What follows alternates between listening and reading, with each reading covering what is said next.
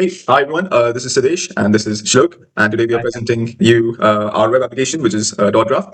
So the problem here is that we realized Polkadot on average spends around 100 million US dollars every year on whether it's proposals, bounties, etc. And that is a lot of funding, right? So we thought of creating a trust layer for the OpenGov on Polkadot. The kind of problems that we saw coming was that more often than not, there's no on-chain accountability. Polkadot as a chain was never designed to store a lot of off-chain governance data that is happening right now.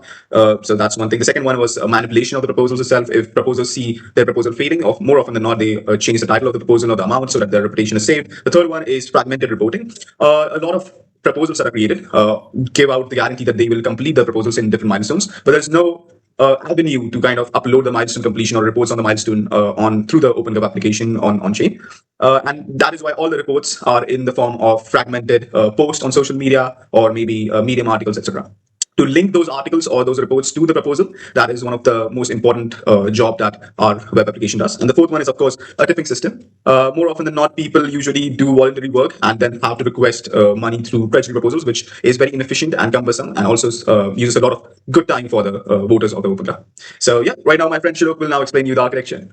Yeah, hi.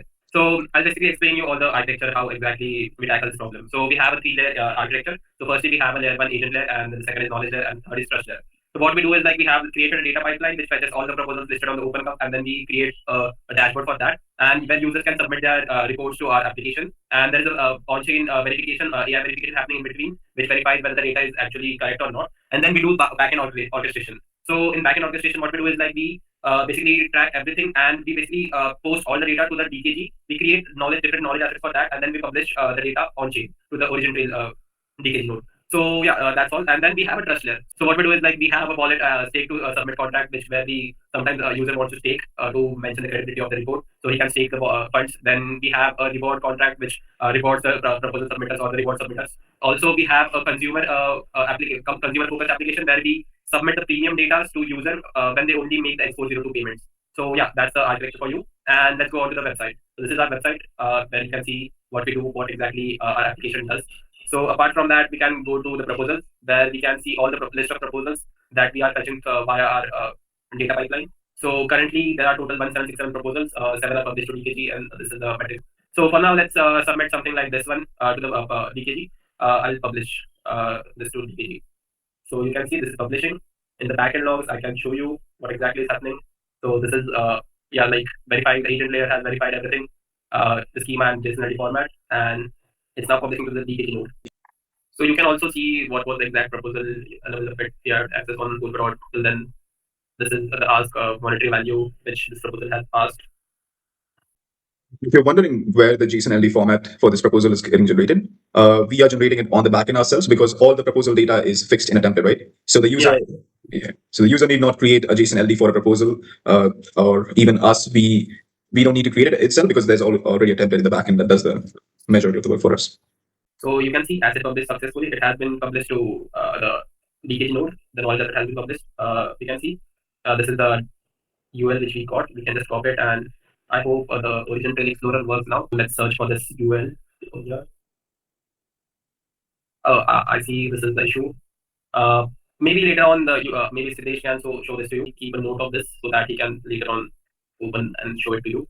So yeah, for now, if so we can see this proposal has been like submitted to the origin trail. Now, if someone wants to submit premium reports, or someone wants to add some like additional information to this existing proposal, we can do it via platform only. So let's suppose we can create some additional report so what we do is like we have a public and private data. So exactly what happens under the hood, we have a note of public and private data, but we don't expose this private data. Like if suppose user has done some extra additional work and he wants it to be monetized. So what he does is like he can publish the private data. It gets stored on the backend, and just the hash of the private data is stored in the public DKG. So in this way, every research he has done, it's already preserved, and only you can access it after you make the exposure payment. So for now, I'll be publishing public and private report. Let's see. Now we can just see this, calculate this stake and everything. And now suppose if I want to make the payment, so I'll quickly take another wallet address and copy it, and then I'll just paste it, and I'll try to submit the report. Now, as you can see, we are verifying the JSON LD, and then we'll later on publish it to the DKG node. So under the hood, you can see sending the request to DKG node. Then you can also show them the logs that we're getting from the AI.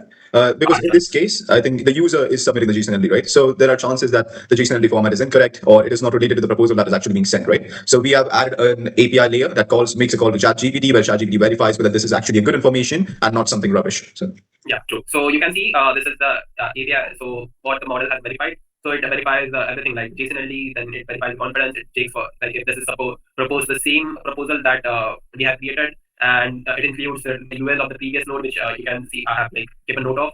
Then you can see this is the public data.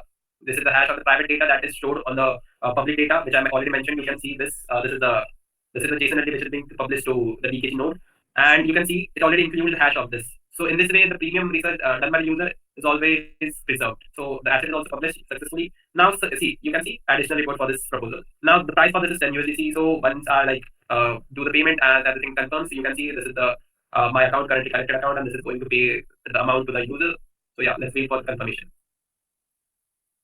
So you can see I already got access for this, and you can just verify or see the entire report by yourself. So this is the so on chain you cannot see this is the public data that has been published to the origin tail, where you cannot see the private data. You can just see the hash only. This is to show you, and this is the private data. Yeah, that's our project. Maybe I can just quickly share all the details so you can see and verify it on the DKG Explorer. I will share my screen. It's better if you do it that way. Okay. All right. Hope it's visible. So yeah, as you can see, we just searched this Phi2. This is the one that Shlok sent us. You can check it out here, and we can clearly see that. Oh yeah, this is the Phi2. So this asset has been created. Shlok, correct me if I'm wrong. This is the parent. This is the proposal asset. It's the premium one. Okay, Phi2 is the premium one. Phi1 is the proposal asset. Yeah. Okay. Then I'll also open the Phi1. Let's go here. Okay, perfect. So as you can see, this is the parent, I would say UL, which is about the proposal itself. So an asset has been created on the DKG for the proposal. It has all information that you saw earlier. And now let's go ahead and see the report that the user, which basically is Shlok right now, who added the report to this proposal. So yeah, this is the report, as you can see. And the interesting part is, which we want to verify, is that the hash for the private data. Yep. As you can see, there is no private data included in this entity right now. It's all just the public data that you saw.